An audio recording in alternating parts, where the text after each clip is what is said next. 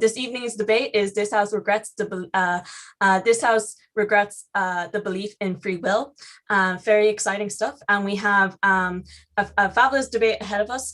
I should also like to remind everyone that actually this evening we are closing nominations for the committee of the 252nd committee session, which is super exciting. And we, if you are interested in running for any of our positions, feel free to contact Sean, our RecSec. You can do so at recsec@thehist.com, stating like what position you want to nominate yourself for, and also your speak requirements. If you're curious about like any of the eligibility requirements or anything like that, you can contact, or you can look up our website or look at our Facebook page. We have all the information there.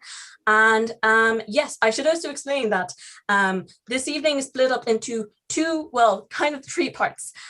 So basically we have private business, which is where we go through the inner workings of the society. It's where we actually like, you know, pass motions, that sort of thing.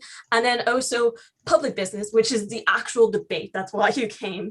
But yeah, this evening we have those two parts, and then we actually will be going back to private business at the very end of the evening to formally close nominations. So you have throughout the entire debate to nominate yourself, and we will only close nominations basically at the very end of this event. So after the debate closes, everything like that, we will announce the close of nominations.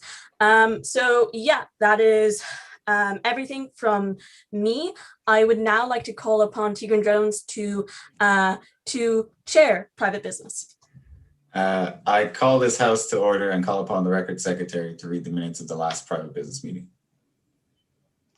The last private business meeting took place on the 7th of April 2021 with Eva O'Byrne in the chair. There were no fines, no reports to be read, no motions on notice, and 5 motions not on notice. Are there any objections to me signing these minutes as a true and accurate reflection of the last private business meeting? There being none, given this is a Zoom call, so I shall duly sign. I now cede the floor to the auditor. Excellent. Now I'm going to ask a series of questions to my committee. First order of business, Madam Pro Corsec or Pro Treasurer, Kate, are there any fines? There are no fines. Excellent. Now on to Madam Pro Librarian. Could you open question time? The time for questions is now open. Excellent. So, oh, Pro Ents. Sorry.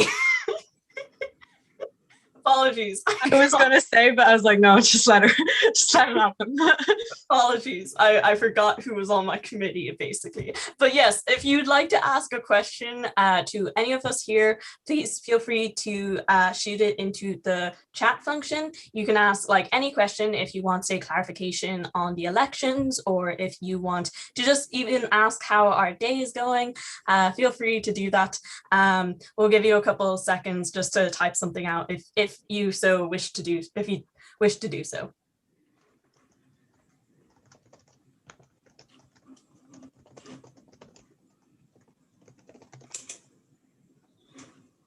Oh.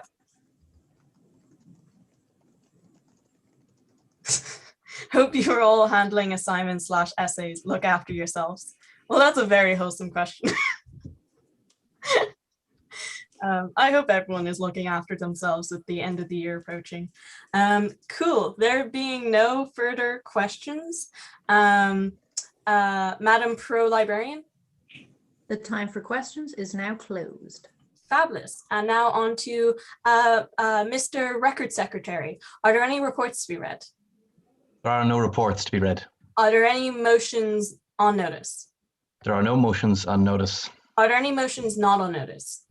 No, there are no motions not on notice. Fantastic. And for the final time, Pro Treasurer for this moment, I suppose. Are there any fines? There are no fines. I call this House suspended till after public business. Fantastic. So that's the kind of silliness of the inner workings of the society over and done with, and we can move forward with the debate. So funnily enough, I'm going to have to call upon myself to chair public business. So I call this house to order. And I call upon the record secretary to read the minutes of the last public business meeting. 8 tons of pure power, wax and ice flow floating in Arctic waters. The seal lying on top of that ice doesn't stand a chance. Knocked into the sea, the seal becomes a meal for one of the ocean's top predators, the huge killer whale. And these really are magnificent creatures. Did you know that marine biologists have discovered a group of killer whales that regularly meets and plays music together, called an orchestra? Quite frankly, I don't see how anyone could fail to see the intelligence and the great spirit of these animals. And that's why I'm so glad that this evening our debate is about releasing whales in captivity. Free Willy!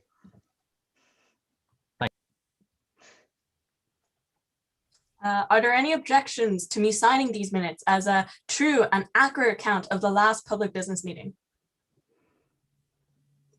There being none, I would like to duly sign, and I will do so with my board, I guess. There we go. Cool. I would now like to introduce the invited guests to the house. So this evening we have 2 fabulous and distinguished guest speakers. Firstly, we have Dr. Peter Stone.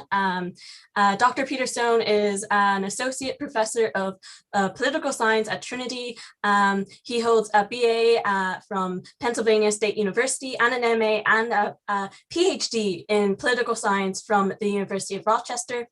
He became the Usher Assistant Professor of Political Science, Political Theory at Trinity College Dublin in the fall of 2014. Stone specializes in political theory, especially such areas as democratic theory, theories of justice, rational choice theory, and the philosophy of social science. He's particularly concerned with questions involving the scope and limitations of human reasoning. And then we have Dr. Tim Anderson. He is a principal research scientist and head of real-time systems branch at the Georgia Tech Research Institute. He holds a PhD in applied mathematics from Renisto Polytech Institute. I definitely mispronounced a word, but it wouldn't be a Wednesday night at the Hist if I didn't pronounce a word, where he specializes in statistical mechanics, quantum path integrations, and computational statistics. So we're absolutely delighted to have such distinguished guests this evening. And I'd also like to just take this opportunity to explain the running orders for this evening. So speeches for students will be 7 minutes in length, and for guests, they will be 10 minutes. The first and last minutes of these speeches will be protected. Where are they protected from? They're protected from points of information, or POIs. So if you would like, to ask a question of the speaker, feel free to say the question into the chat, say POI and your question. You can also use the Q&A function. But please do so after the first minute and before the last minute of anyone's speech. I will be posting into the chat when the times hit, basically. And furthermore, we will be having a poll at the end of this debate to basically decide the motion. And we also have oratory returns for all of our speakers here this evening. Oratory returns are basically an opportunity for you to rank and rate the speakers at the end of the year, or at the end of the session, I guess, which is fast approaching. We will basically award the best speakers from our chamber debates. And the best speaker overall will be getting monetary prize. So please do fill out the oratory return. We'll be shooting it into the chat over the next couple of minutes. But yeah, keep an eye on that. And also I'd like to highlight how we will be having floor speeches this evening. So if you are really passionate about this speech or this motion, or you have an urge to get a speak, which is a requirement to be on committee, feel free to shoot myself or Maggie a message basically outlining, saying you want to do a floor speech, saying which side you'd like to be on. Floor speeches will be 4 minutes in length, and they will be held after all the other speakers have spoken. I believe that's everything that I need to say. But again, please keep an eye on the chat for any and all information. And if you'd like to make a floor speech, which I would 100% recommend, please shoot a message to myself or Maggie. And again, I'd like to remind anyone that if they'd like to nominate themselves for next year's committee, you can still do so by emailing recsec@thehist.com. Cool. So I'm out of breath after all of that. Without further ado, I'd like to say that the question before the House this evening is, this House regrets the belief in free will. And I'd now like to call upon the first speaker, Kate Henshaw, to propose the motion to the House. Hear, hear. Hey guys, just give me a sec to get my timer going. Okay, so 3, 2, 1, and go. Ladies and gentlemen, my name is Kate, and I'm here to propose the motion that this House regrets the belief in free will. The free will debate is something that I've always been particularly fascinated by, so I cannot wait to tell you why we should absolutely never place our belief in free will. Now, you may be thinking, oh God, she's here to make a fate argument. My whole life is planned out for me by some mythical, mysterious being in the sky. But you would be wrong. That's not the argument I'm here to make. I am an atheist, and I wouldn't even consider myself particularly spiritual, so I am definitely not reaching for the faith argument. And let's get this very, very clear from the start. This debate is not about whether or not you believe in fate. It is about whether we should regret our or humanity's belief in free will. And I unequivocally believe that we should regret this. There are several reasons for this. But first, let me clarify the definition of free will. Free will is defined as the power of acting without the constraint of necessity or fate, and the ability to act at one's own discretion.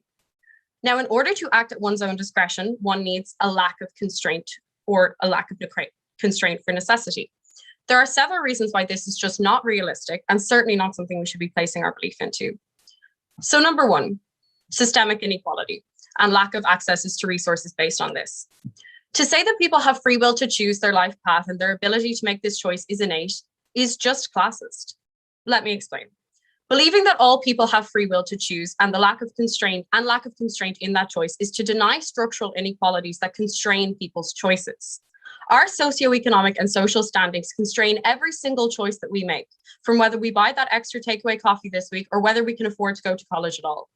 We do not have free will in those choices most of the time. They are based on our family's financial standings, our own personal financial standing, and whatever other obstacles this fucked up system we live in has placed in our way. Unless you are a rich, white, heterosexual, cisgendered man, all of your choices are laid out for you already. This belief that we have the free will to choose is not only classist, it also perpetuates the structural inequalities that we all experience. And let me remind you of that very important part of the definition of free will, constraint of necessity. People are constantly constrained by the necessity to act in such a way that it allows them to survive. There are millions of people who may act differently if their socioeconomic status permitted them to, or for that matter, if their social standing permitted them to. And this leads me on to my next point, social consequences. Every single action we do have social consequences. We have norms, rules, laws, values, expectations, all constraining us in every single one of our actions. On both the macro and the micro level, the potential for social sanctions constrain all of our actions. There have been many studies on this. Take The Managed Heart by Arlie Hochschild, one of my particular favorite examples, in which she explores the concept of emotional work, particularly in flight attendants. Many of us here can relate to the concept of emotional labor. Most of the time, acting and showing how we really feel, or exercising our free will to act in a certain way in a work environment will get us fired. This brings me back to the constraint point I made earlier. This book was published in 1979, and since then, the commercialization of our feelings, as well as wealth divisions and widening social standing gaps, have only gotten worse. Think of every time you've put on a happy face when one of your friends or your partner is pissing you off for the sake of peace. Think of every time you've sent an email starting with "per my last email" in the interest of being polite, when really what you want to say is, "I asked you to do this weeks ago and you still haven't done it. Why?"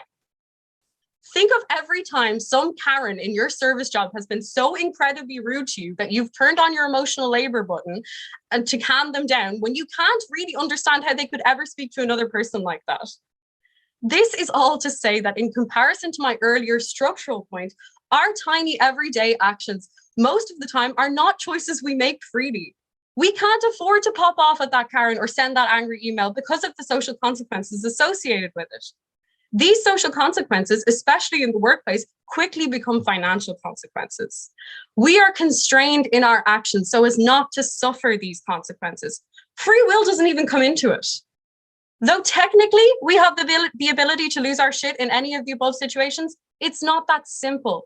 And that's not free will, because if we take it back to that definition, we are constrained out of necessity in a way that is contradictory to our real feelings. As a final point, I want to emphasize that I'm not saying that people have no choice in their lives. Sometimes we do, but that's not what this debate is about. This debate is about our belief in free will. And that belief is not the same as believing in people's autonomy and decision-making. People have autonomy to make their own decisions, as in, technically speaking, we can, but we don't have the free will to all the time. We are constrained by socioeconomic status, by our appearance, by our gender. I would love to live in a society where I have the free will to walk home at night, to wear whatever I want, to not constantly have my location on or be on the phone to a friend. Yes, I technically can do all of these things, but I don't have the free will to. I'm constrained out of necessity to take precautions. That is the society we live in, not one of free will or even freedom of choice, but one where the vast majority of people have to take certain actions just to be safe, and even then it's not enough sometimes. This is a stark example, but one that I think fits in the context of this debate.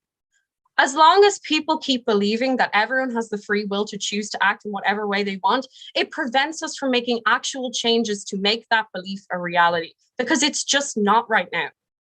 That's why I believe the belief in free will is so damaging. We are constrained in almost every single aspect of our life by something as simple as facing the streets without fearing for our safety. I wish with everything that I have that everyone has the free will to choose whatever they want to do and how they want to live.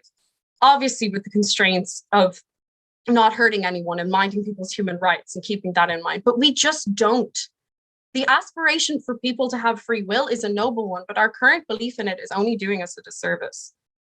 And with that, I beg you to propose. We'd like to thank the speaker for their fine speech. And I'd now like to call upon, oh wait, before I do actually, I'd like to just say that I believe private messages are not working in the chat for some reason. So if you'd like to make a floor speech, feel free to email auditor@thehist.com and just let me know if you'd like to speak for proposition or opposition. Or else if you don't want an email, you can also contact anyone on the Hist committee that you know of, or else you can contact, like you can message the Hist Facebook page or Instagram page and we should get it, just to let you know. Cool. Now, yes, Maggie just shot it into the chat, so use either of those emails if you'd like to make a floor speech. Apologies. Yes, now I would like to call upon Sebastian Dunn-Fulmer to oppose the motion. Can everybody hear me? Cool. Just setting up my timer for a sec. Sorry about my appearance. My internet is not very good, so this is all you'll get to see of me today. Okay, 3, 2, 1. Okay, so ultimately it really doesn't matter that much whether or not we have free will within this motion. What matters more is how people engage with this belief and how it impacts them. As like beliefs don't actually necessarily have to be true for them to impact individuals or impact how they act or how they think or how they engage with reality. I agree with like a lot of the practical sentiments that the first proposition speaker brought. However, it is important to note that if you're regretting one thing, you're implicitly arguing that it's like alternative or counterfactual is going to be better. Unfortunately, the same constraints that they outline are likely to exist regardless of whether or not we believe in free will, as they have roots which far precede any sort of engagement with this kind of concept, going back to like the earliest times of history and prehistory. So it is likely that these kinds of constraints exist in any world and still limit people's autonomy. So I'm going to talk about three main things. I'm going to talk about how people react to the notion of their own autonomy first. Then I'm going to talk about why it's better if people do in fact have some degree of free will, and then why it's better even when they do not have any free will. Starting with the first question of how people react to autonomy. So the vast majority of people do generally just want to feel like they have some degree of control in their life. I think that what motivates most people to actually try new things or try and do things and achieve anything is the idea that they can actually do something. At the point where you kind of don't believe that you'll ever be able to achieve anything, or any sort of effort you make is just completely in vain, you probably aren't very incentivized to actually put much effort into like your various exploits, into trying to improve your situation and so on. Because ultimately, if you know that all of your actions are going to have literally no impact on anything, it probably isn't worth like the trade-off of expending energy to engage in those actions when you could potentially, I don't know, just kind of sit there and relax or something. I think at the point where as well that this loss of control extends to the entirety of your life, because like the general sense of free will applies to all decisions you make, every experience you engage in, I think that this just ends up, when people believe that this is just not a thing they do possess or can ever possess, they just end up quite apathetic and starting to kind of disengage with the idea of their life and how they can potentially improve it or like experience it further. Why is it better that people specifically do believe in this idea then of autonomy that I have outlined? First of all, if they do have free will, is quite simply, if agency does exist in literally any capacity, things do have the ability to change, and that if you can make decisions of your own volition, there is, to some degree, the world around you will change. It might not be extremely large if you don't have much access to resources, or it could be if you do have a lot of resources, but there is at least some ability for things to change, which means there is a potential that there is a possible situation or a possible future in which your personal situation or the situation of someone you care about is actually improved. I think people generally also tend not to be happy with their situation. Even if their situation isn't explicitly negative, maybe it's just neutral, but especially when it is in fact negative, people generally want to improve their situation when they believe that it is possible to do so, because people generally just want to have a better experience of their life, or enjoy things better, or access things that bring them like happiness. So I think that in pretty much every single case, when you do think you can actually improve your life or engage in something new that will bring you happiness, you probably do make an effort to do so, as long as it is actually to some degree feasible. Thus, I think that if people do have autonomy over themselves, and believe that they have autonomy over themselves, they will continue to try and improve and work to improve their own situation. And I think even if this doesn't mean that necessarily someone's life is completely revolutionized, like maybe they are still in poverty, and that is obviously extremely terrible, but maybe to some extent they get to change that a little bit and they live a marginally better life, I think that is still quite important to them. To their happiness and to the utility they get overall from their life. Okay, I also think that at the very least, it at least gives them some degree of hope about the idea that their situation might improve, which I think at the very worst at least means that their terrible situation is something that is slightly easier to deal with, which is what I'm going to explore a bit more now. And that why is it still better that people believe in free will, even if they don't necessarily have the ability to access it? I think this is like a far more complex question than what I just outlined, and that the idea that if you have some free will, working to improve your life is obviously better. I think it gets considerably more complex, and there's a lot more nuance when it comes to the fact that this is a false belief. I think that when you feel like you have agency, even if you don't, it comes down to how you experience and engage with that lack of agency. In that, for the vast majority of people, this is probably likely to be like quite a negative situation they find in. The majority of people who live in the world do actually live in poverty. Most people do not have the ideal life and suffer from some kind of like dilemma. I think that at the point where people are likely to suffer with these things, it's very important in how they engage with them. If you truly do have no ability to change things, I think that people rarely, sorry, I've just lost my place in my notes. Basically, I think that it gets considerably easier to manage, basically, your negative situation. And the point that when you are experience a pretty negative, so when you have a pretty negative experience or pretty negative situation, it has a huge mental toll on you. It can become extremely depressing. It can make it harder for you to engage in the little aspects of life, maybe the smaller things that you can access that do still give you some kind of joy, because it sort of becomes all consuming at the point where you kind of just lose any hope for your own life or any hope that your life will ever improve. I think this is just something that becomes cyclically quite depressing and quite demoralizing. I think that even if it's a false hope, at the point where some sort of hope that this is likely to change in the future, or at least it is something that you can possibly change, you at least have some semblance of hope. And that kind of spiral where you become all consumed by the idea that you're forever chained to your specific circumstances that you were born into, I think doesn't happen to the same extent. Because even if you are in some of the worst situations, there are things that are small moments of joy or small experiences of happiness that are still likely to happen. These look like things that most people can access some degree of relationships with others, either people that you're like born into, so your family, friends you make, or just people encounter. Most people can access relationships in some degree, regardless of class. I think that relationships are frequently some of the things that bring us the most joy, but are frequently things that we also discard sometimes because we have other ideas of what success looks like in terms of like trying to get wealth or specific ideas of prestige and position. I think that when people start to believe that their life will improve and get slightly less despairing about the fact that they'll never be able to achieve the status symbol that they want, or maybe necessarily have all the money they want, they do engage more in these smaller things like little relationships with others, maybe even things just like having a nice day, and that like it's like a sunny day and you can go for a walk and you get some utility from that. I think at the point where you just become extremely despairing, you lose the ability to engage in a lot of utility in small ways like this, because you simply just kind of go into a spiral and start to get all consumed by these ideas. I beg you to oppose. Thank you. We'd like to thank the speaker for their fine speech, and I'd now like to call upon Kate Byrne-O'Will to propose the motion. Kate, I believe you are a maiden speaker, so you have maiden's rights, which means you do not have to accept any POIs. But if you'd like to waive your maiden's rights, I will just freak out and applause lows, because usually in chamber you get a whole chamber room of applause, but unfortunately this is over Zoom, so applause is hard to do, but you will see me freak out. So would you like to waive your maiden's rights? Yeah, okay. Woo! Yes! Yes! You go, girl! Yes! Come on! Thank you. Love to see it. We love to see it. You can proceed with your speech. Okay, just give me 1 second.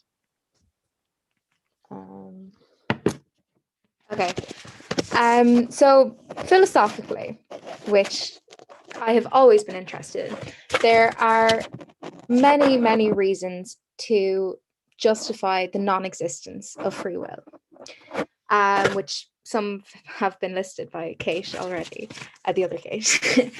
For example, how can you say that you have free will if you make decisions based on instinct?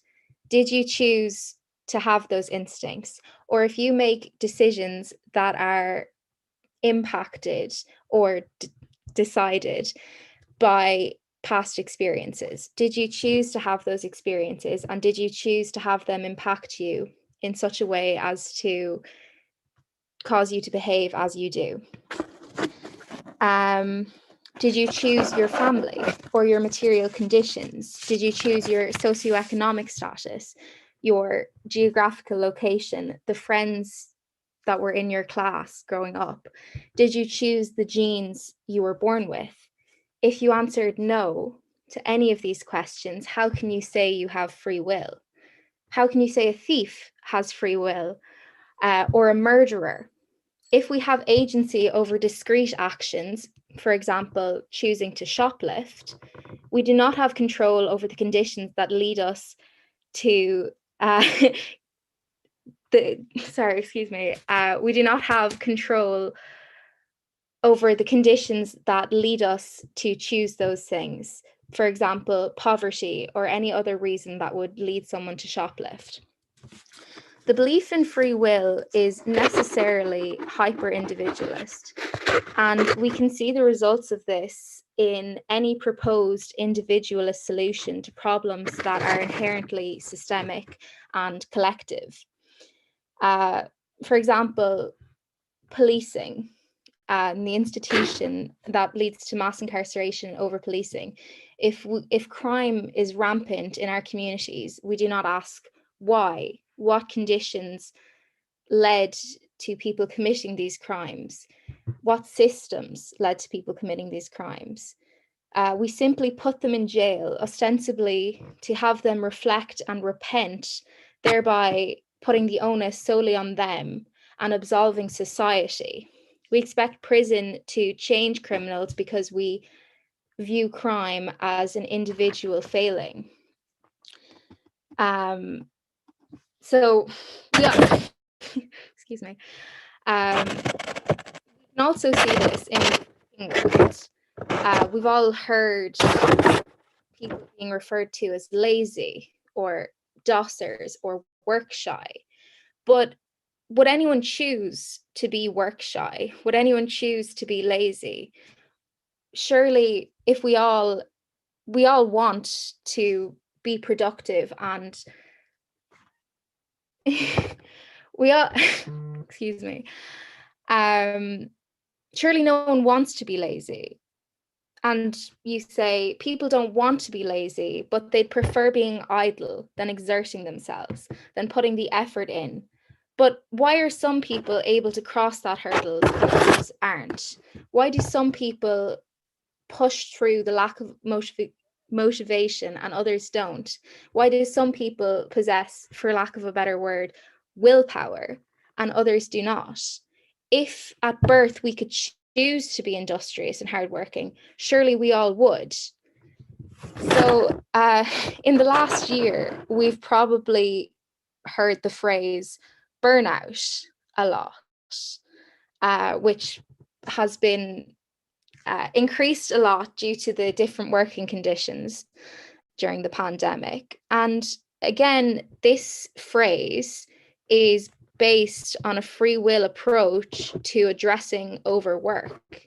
The systemic exploitation of employees and the ever-increasing demands of exponentially raising productivity is treated as a problem of one person working themselves too hard with no curiosity into why they have done so.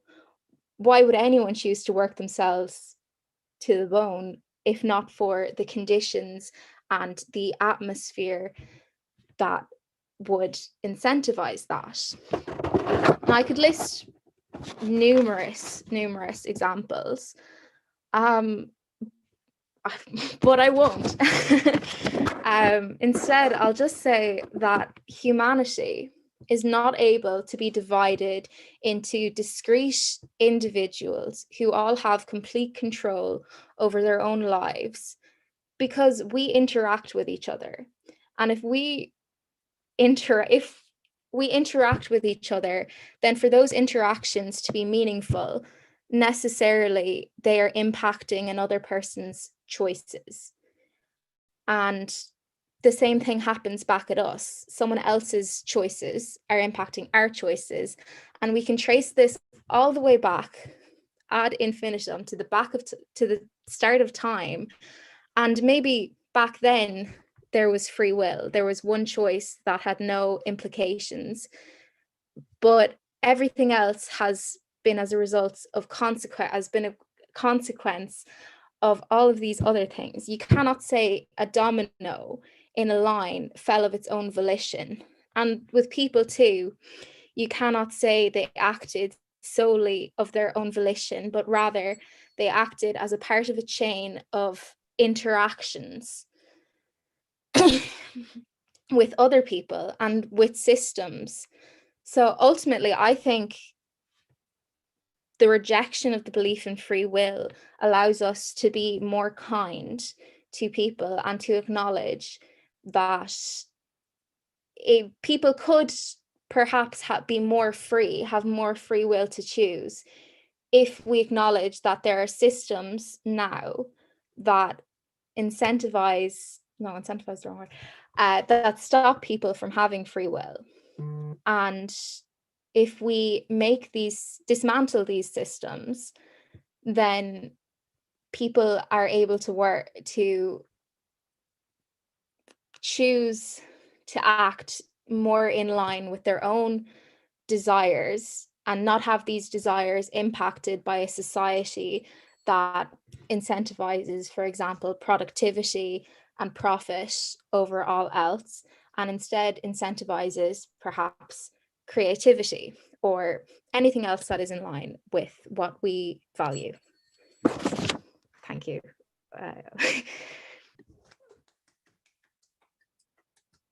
We'd like to thank the speaker for their fine speech. And before I call upon the next speaker, I'd like to just reiterate that we are accepting floor speeches this evening. If you'd like to make a floor speech, feel free to email myself at auditor@thehist.com with the side you'd like to speak on. Please feel free, please, floor speeches, we love them. So yes, without further ado, I'd like to call upon the next speaker, one of our guests this evening, Dr. Peter Stone, to oppose the motion. Thank you.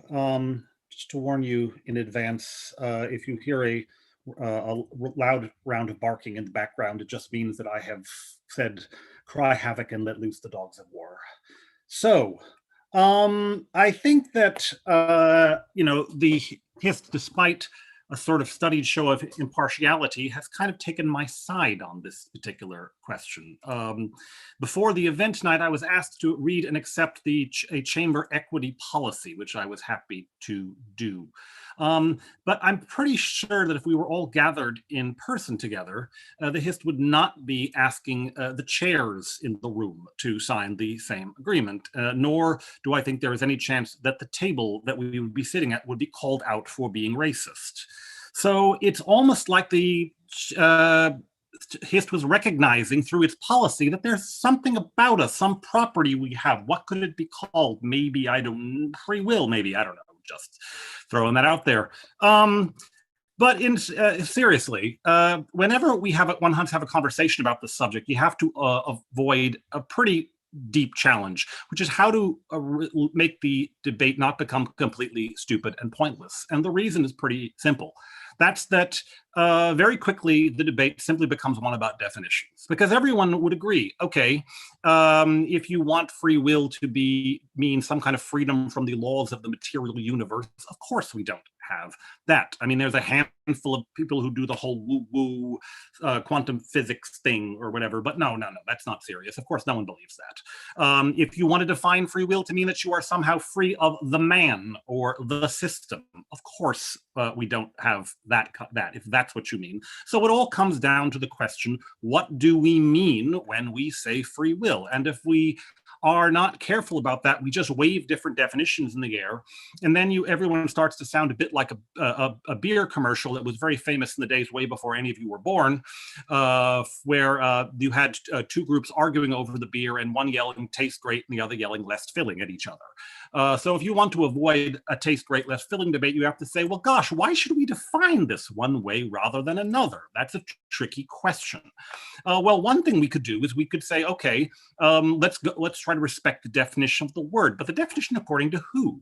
Well, we could ask the professional philosophers, because they think about this quite a lot. There was actually a poll on this subject a few years ago, and most philosophers were revealed to be compatibilists. They believed that free will was completely compatible with the laws of the physical universe and all of that. Maybe you don't like that. Maybe you think, well, okay, no, the opinion of the man or woman in the street is what should count. Well, all right, I don't quite know why you would think that, but you could go along with that if you wanted to, and say, well, you're just, changing the meaning of the word there.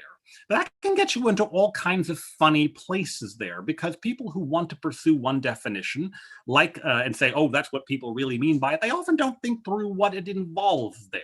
I seriously think people, when they say things like, for example, well, as our first speaker did, that, free will stops us from making it possible to, make choices to change things. It reminds me a bit of the philosopher Bertrand Russell. He once said, he got a letter from a woman once saying, talking about solipsism, and how she thought the arguments for solipsism were just unanswerable. So she didn't understand why more people didn't accept it. Think about that for a minute there. Anyway, it's like, okay, are you really sure you're going along with all of this here? A lot of people, when they want to talk about free will, they like to, use the analogy of human beings being kind of like puppets. puppets. You know, this is the position taken by Sam Harris in this cute little book. I haven't had a lot of jokes in this talk so far, but if you want to read this book, it's hilarious. I have to say, it's, oh, Sam Harris, he's pretending he's a serious philosopher. Isn't it cute? Anyway, he uses the idea that we're all a bunch of puppets, except, of course, he recognizes we don't have strings. So this is a man who's getting mad at people who for changing the definition of the word for term free will, and yet he wants to talk about puppets that don't have strings. Okay, whatever, Sam, whatever you say. Anyway, so, you know, guess what? We can change terms, we can refine them, we can make them work better. And I think that's generally an admirable thing to do if we have good reasons for doing that. Now, at this point, you know, I've mentioned puppets, so maybe it's worth, you know, you might be thinking to yourself, puppets without strings. I've heard of one of those, haven't I? Wasn't there one like, yeah, his name was Pinocchio, wasn't he there? We've had one of those. So maybe it's worth thinking about the question of, well, you know, if we want to have a serious question, should we be counting Pinocchio as a real puppet? He was a puppet without strings. Well, there's a couple of different ways we could go about that. Do we want to call him a puppet? Do we not want to call him a puppet? If we wanted to, you know, if we cared, you know, does it matter that he's made out of wood? Well, it might matter if we were like thinking about hiring him to like take care of our termites or something like that. He'd probably make a rather bad exterminator. But, you know, for most other purposes, we probably have other reasons why we care about calling him a puppet or not. One of the reasons why we might care is because you know, he's a boy made out of wood, and we might say, well, do we want to treat him the way we would treat other human children of flesh and blood? Do we want to give them the same rights as them? And it seems to me that if that's what we're thinking, well, gosh, he acts just like an ordinary child. It seems like the fact that he's made of wood shouldn't matter any more than the color of his skin does. To treat him as different just because he's made of wood would be speciesism in the worst possible way. So if you want to, so basically what I'm suggesting to you is that we should expand the class of people who count as people to include little wooden boys who act without strings. But the opponents of free will, they want to contract that category of people who count as people, and they want to actually contract it down to zero. They think nobody belongs in that class. And I don't know if you want to commit yourself to that. That can get you into some places you might not like. You know, the philosopher Descartes suggested that, you know, human beings had souls, but animals were basically just like machines. They were just like watches or clocks or something like that. And some of his followers thought that meant you could just, you know, beat a dog to death, because that was no different than smashing a watch. And if, you know, someone objected, you know, or cried over you beating their dog to death, well, that just said you didn't know your philosophy well. Well, I kind of don't like that idea, you know. But if you don't like that idea, you have to admit there's a difference between a dog and a watch. But the opponent of free will wants to say, well, actually, there really isn't something that sets the human being apart from the rock or the dog or the chimpanzee or something like that. There's also not something that sets the human being who has all of their normal mental faculties apart from somebody who is struck by something serious condition like schizophrenia or multiple personality disorder. That distinction just isn't all that important. You know, I think most of us would say there kind of is something different there. It's a difference that justifies saying that some of these beings, but not others, can drive a car. Some of these things, but not others, can vote. Some of these things, but not others, can you know, sign a contract or sign a lease or something like that. If you deny that, well, now you are assimilating human beings to watches there. And what happens when your watch stops working? Well, you take it back to the factory to get it reprogrammed, to get it fixed. Is that really what you'd like to do? Proponents of the affirmative position seem to think there's something liberating about it. They think there's something hyper-individualist about believing in free will. I can't think of something more totalitarian than that. You know, free will means that no matter what our systems, no matter what our circumstances, we always have the power to stand on our legs, stand up tall, and say, no, I will not have that. And if you believe in free will, the response to that is to say, well, that is a human being standing up for themselves.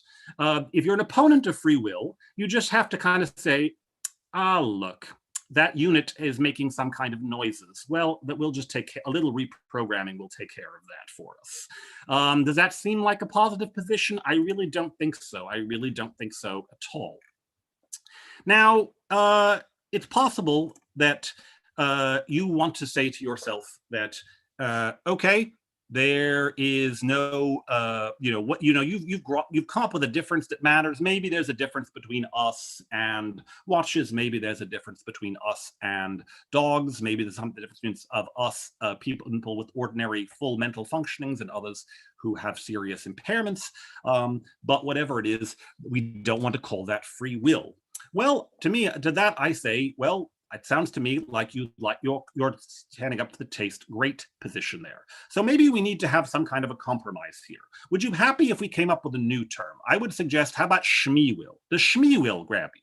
Could we get past this? Can we come to common ground if we just go with Shmee-will? I am perfectly prepared to concede many of the concerns about the need to stand up to the man, to stand up to the system, to stand up to whatever the obstacles to people's liberation is, as long as we have some word that we can agree upon there. Shmee-will is just one candidate. We've got others. We can go with fee-will, D-will. I'm open to possibilities here.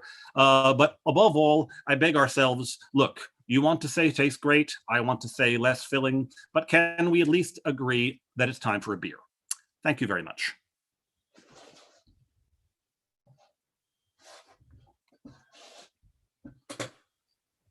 We'd like to thank the speaker for their fine speech, and I'd now like to call upon Eva to oppose the motion.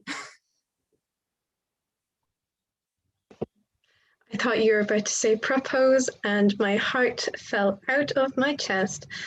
But I do see why the proposition has its opinions, and I would like to believe that I am not ultimately responsible for my actions, and case being, I actually haven't done any work this semester, and I have constant panic attacks about it.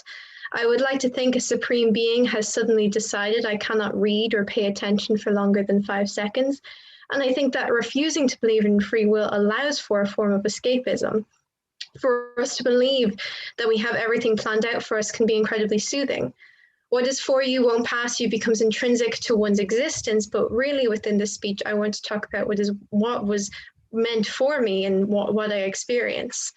I'm a woman, I am working class, I am a writer, I am an aspiring pole dancer, I'm a history student, I'm a daughter, I'm a pretentious chamber debater. Free will can feel like you are free falling at times, but at least you have the ability to redefine yourself and how you experience life and how you express yourself and everything else. You do not wonder if you are meant to be someone else because you can choose to be someone else. You often hear about choosing the right path or destiny, but these don't really exist. Passion exists, innovation exists, and I think to regret the belief in free will, not only does the proposition diminish my own experiences, but everyone else's, because suddenly our passion and our determination does not matter. I am just like everyone else. I spend an alarming amount of time on TikTok and I can't really function properly from day to day, but I enjoy the choices that I do make, and I take pleasure in my love of fashion and my love of photography, writing.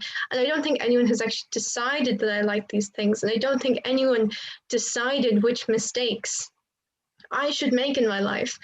And if someone did, I would very much like to punch them because they have no business embarrassing me like this. Removing free will, I think, removes the concept of growth, though. It removes the concept of learning and character development and looking back at your mistakes and realizing you could have been a bad person, but at least you have this concept in your mind that you have changed somewhat. And I think that makes life worth living. I think with regretting our belief in free will, it removes change, and that's something I cling to, especially positive change. And I have made references before in chamber to my struggle with mental illness before. I'm certainly not going to stop soon because I think it validates everyone else's experience to hear it in a common place.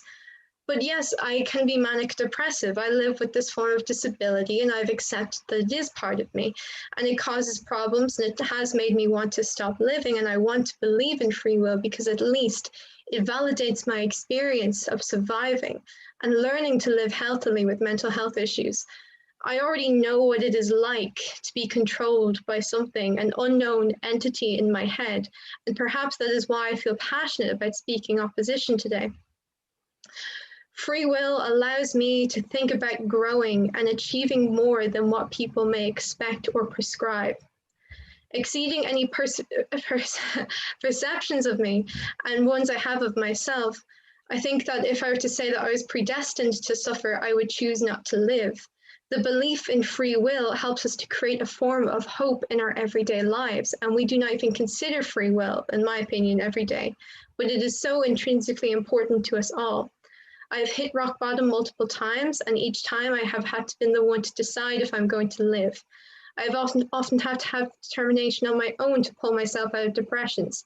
I've had to keep fighting, and that is why I'm inclined to believe in free will and encourage others to believe in it, because occasionally I've had episodes where I'm not the one in control. And I think clinging to the hope that when these episodes are over, I do have some power as to decide to do with my life is what gets me through the day. And even more so in regards to family circumstances, I'm a first-generation college student, and I'd like to think it was my own determination and hard work that got me here, and I made this choice. That these choices will continue to get me places which no one else expected me to go or get. Refusing to believe in free will, it does limit people, and I know proposition has pointed out systematic oppression, but there was no real encouragement to be here today. And I've managed to break free enough of what was predestined for me. So I like to think that, no, for some of us, we are lucky enough to have made the choices to get ourselves into very privileged positions. It upholds a certain status, regretting free will. It upholds a certain status quo, which will that we already find hard enough to dismantle. And I'd like to accept that we do not have. I think to accept that we do not have any free will is to accept that society won't change. And I don't know how anyone could accept society the way it currently is. And I've been reading the works of Abigail Adams actually a lot recently. And she wrote to her husband, John Adams, "Remember, all men would be tyrants if they could." And I think this relates a lot to this motion today because, well, if we believe things to be a certain way, or that it's impossible to change things, or it's impossible to break free of a certain status, or break free of a life that has been chosen for us, we will turn into degenerates of ourselves. And I think without free will, we would actually all be tyrants. We would not be kind for the sake of kindness. We would simply live to survive instead of for something better. And to accept a higher power is to accept that you've diminished power yourself. Without free will, each action becomes automated. Each piece of art is a task, and each word that I am currently saying will render meaningless. Our belief in free will is what makes us human at the end of the day, and it makes us hope for better. That we don't deserve to suffer, and on proposition side, you are supposed to suffer for some unknown reason. I think to regret our belief in free will is to take away life's meaning. Without free will, there'd be more personal and societal suffering, and there'd be little reasons to live. But that's just my opinion. Thank you. We'd like to thank the speaker for their fine speech, and I'd like to admit a massive mistake. I misread the speaking order for this evening, and I called upon an opposition speaker right after an opposition speech.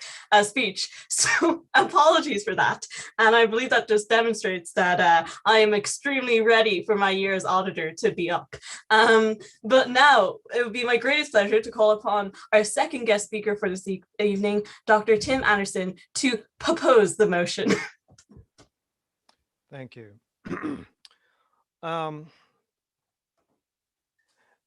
So I don't think that anyone denies that we all experience our lives, and that we all, experience pain, that we have conscious awareness of our reality.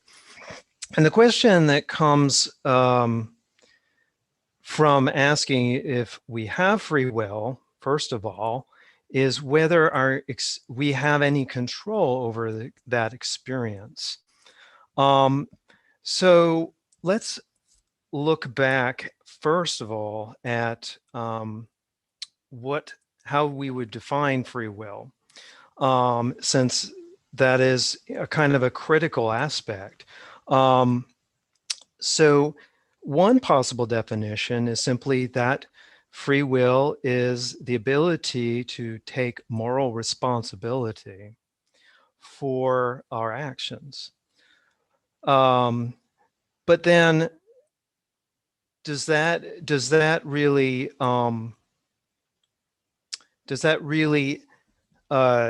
help if we don't know if we can take actions at all that are volitional? So then the question becomes, well, okay, we can choose to do what we want to do, but then can we choose what we want?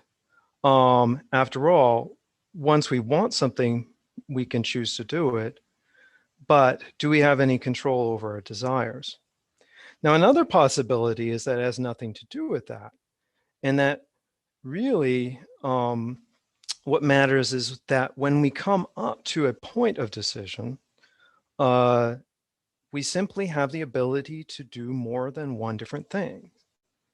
But is that really free will? Are we choosing our actions? I would say no.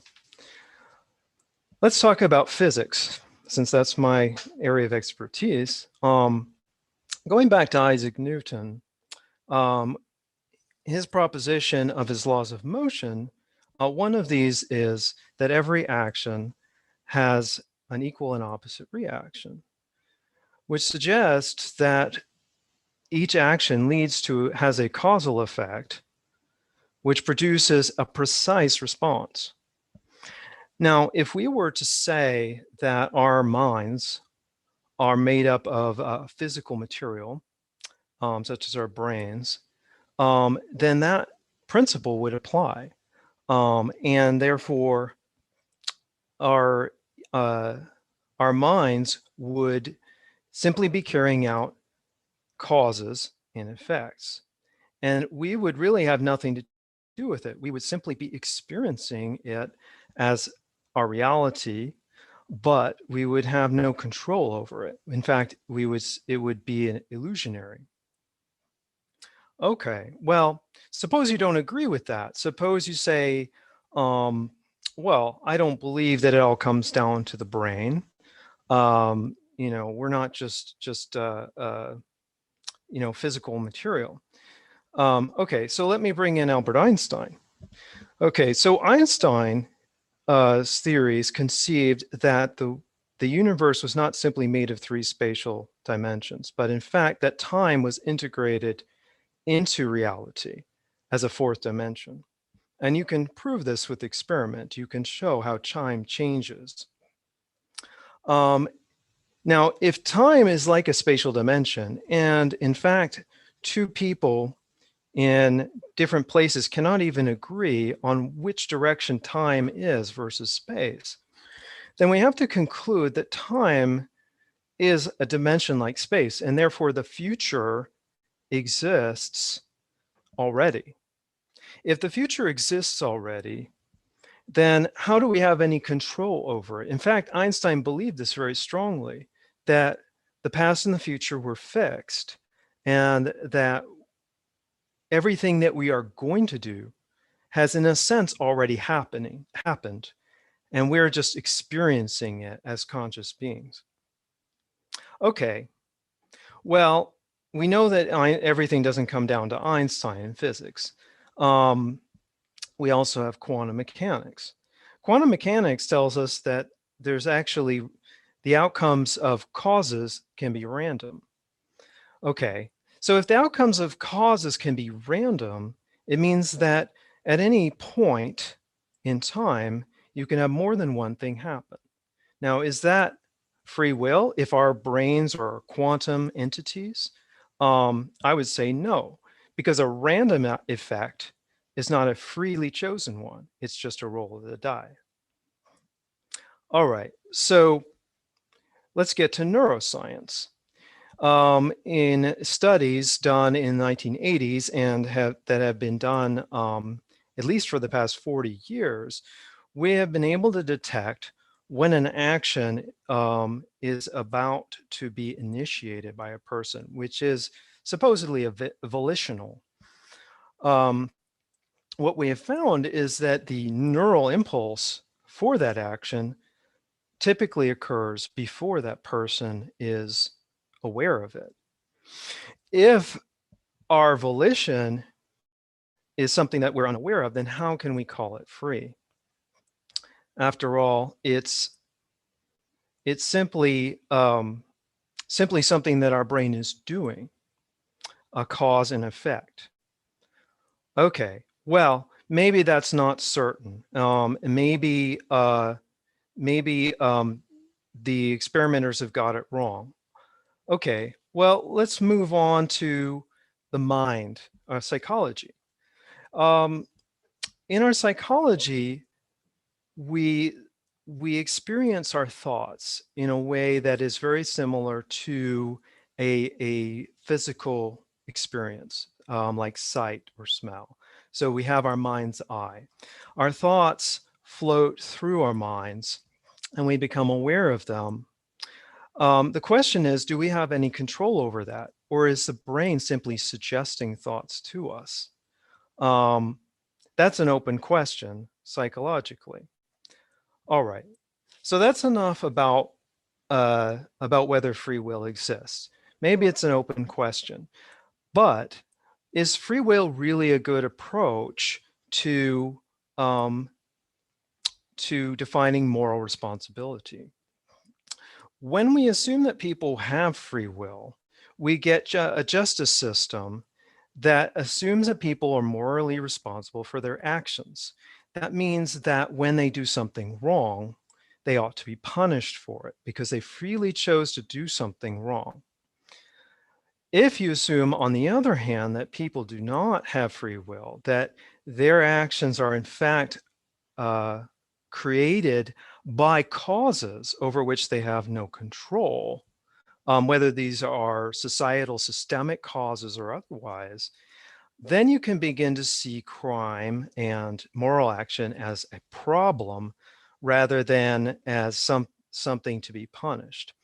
And then when something is a problem, then you can focus on rehabilitation. In fact, here in the United States, we have specialized courts for drug users and mental health sufferers. And it's precisely because these cannot be dealt with a traditional free will approach of moral responsibility that we have these courts in order to help people avoid prison and change their lives and try to escape the causes that created those effects in the first place. So really, free will all comes down to cause and effect. And if you believe that people are morally responsible, then maybe you should consider whether that is an effective approach to justice or even to interacting with other people. Thanks.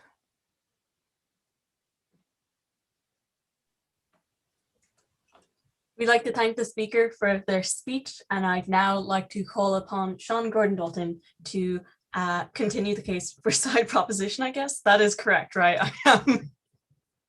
Excellent. I'd also like to just reiterate that if you want to give a floor speech, please feel free to reach out to myself or Maggie over like Messenger or over email at the auditor@thehist.com. Right, just give me a second, I'll pull up a timer.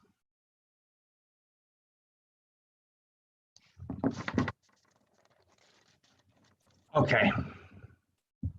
Right, so we've heard free will defined a couple of ways tonight, and so I'm going to go with the same one that Kate did: acting without constraint of necessity or fate, the ability to act at one's own discretion. And based on this, I don't really see how anyone can believe in free will, how they can believe it actually exists, because we're not free. We're not free from our environment, from our conditioning, from our genetics, or from external forces. So in my speech, what I'm going to do is first tell you why free will doesn't exist and what that fact actually reveals. Why that actually reveals a very dark secret about society, that the concept of free will is part of a broader fiction. And that is a fiction that's used by a minority of people to barter with lives for their own gain. So we're raised and conditioned to think in certain ways, to act in certain ways, to believe certain things. And these are the things that you base your decisions on. If you're raised, for example, in a very Christian household and you are practicing Christian, most of the choices you make will be constrained by your faith. And that's not a faith that you chose to be a part of. It's a faith you were raised in. It's something that was thrust upon you. You didn't choose it. And so what that discussion raises is the broader issue of consent. Do we actually consent to anything? Do we consent, for example, to be in this state? When you're born in Ireland, for example, you might find that you're automatically given citizenship at birth. You might also find that you won't be granted citizenship at birth. That's a load of bullshit, but I'm not going to get into it right now. Whether you are a citizen of Ireland or not, you will have certain rights, but also certain responsibilities. I'm going to deal with responsibilities now and get back to rights later. Chief among those responsibilities is following the law. If you don't, it's off to the slammer. Or if you're wealthy, a small fine. And it goes without saying that those laws limit your choices. But laws are a good thing, right? They stop people killing and maiming each other. If only if it was that simple. Up until very recently, if you wanted to marry someone of the same sex, you were not allowed to do so. If you were a woman who needed an abortion, you were not able to get one, in this country anyhow. And while these laws might have changed very recently, there's still a heap of ridiculous and downright cruel laws that have, I think, been mentioned by some of my fellow speakers as well. So what about the laws I just mentioned? Same-sex marriage, repealing the eighth. These were changed in the face of public pressure. Surely that's evidence that we do have free will. These laws were changed because of what we wanted. They can be changed when we organize and we protest and we rally to a common cause. I think, firstly, that doesn't necessarily mean the state has any less constraint on your free will as an individual. But what it does do is it actually highlights the fact that it's not just legislation that constrains us, it's society itself. Society decides what behavior is acceptable, what clothes, what language, what food is acceptable. Society tells you what you're allowed to do and think and feel. It's no different than the state. It's just a little less obvious. These unofficial rules dictate how you live your life. They tell you to play ball or you're out of the game. There's no free will in choosing between who you love or how you dress or what language you speak on the one hand and social exclusion on the other. You might say that is a fair choice. It's not like there's a gun being put to your head, but is that really true? If you've ever watched David Attenborough or National Geographic, you'll know that when you're separated from the pack, you die. The old, the weak, the young, they get snapped up by predators. They run out of food. They lose access to shelter. Imagine being on the run for the rest of your life. A fugitive from society, completely off the grid. It's not as good as Instagram makes it seem. It mightn't be a gun to your head, but it can be as good as. And so what this all boils down to is fear. It's fear of exclusion. It's fear of death and fear of harm. We play by the rules of society so we can be a part of society. We accept a limited range of choices because it gives us a certain material benefit. You do not have the freedom to do whatever you want, whenever you want. You give that up to have rights. This is where I get into it. At least, we call them rights, but they're not really. There's nothing fundamental about them. There's no common universal source across the globe for where we get these rights, unless you believe in God. But even if you do, depending on what God you believe in or what country you're living in, your rights will be very different. Different countries around the world even have different numbers of rights. What about the Constitution? Well, what about it? Who wrote the Constitution? A bunch of old white men who are all long dead. They decided what our fundamental rights were. The UN does the same. It's just a group of people. We decide what rights are. These rights are given to us and they can be taken away. In fact, throughout history, they have been taken away quite a few times. So they're not rights, they're privileges. And this is the part when I tell you why I regret the concept of free will. It's because it's centered around this fictional idea of rights that throughout history has been peddled around whenever and to whomever it's convenient to those with power to justify the shitty things that they do. I agree that the belief in rights has, to a certain extent, maybe been a force for good in some instances more recently in human history. There was a lot of conditions there. But for far longer than that, this fictional concept of rights was used to say who could own property and who couldn't, who could work and who couldn't, who could vote and who couldn't, who could live and who couldn't, all based upon your skin color, your gender, your sexuality, your wealth, your ability. And it's still fucking happening. We live in a world that was built on thousands of years of lies and excuses that created a world we live in. The world we live in, and is now used to pay lip service to those who have long been locked out of this system of rights, who are now threatening resistance and action. And even if the opposition are right, even if we on prop haven't proved that the world would be a better place without this bullshit justification, a justification that allows a minority to hoard all the wealth, material and immaterial, to themselves, I still regret the fact that the world we live in is full of lies. Lies that try to convince me that bad things happen for good reasons, mythical reasons. I regret the fact that the concept of free will has created a world that hands me a shit sandwich and tells me it's peanut butter. At the very least, on our side of the house, when you're handed a shit sandwich, nobody will try to convince you that it's anything else. Thank you very much.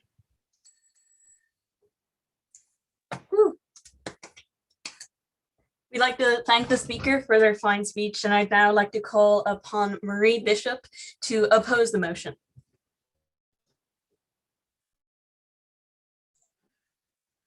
Hello.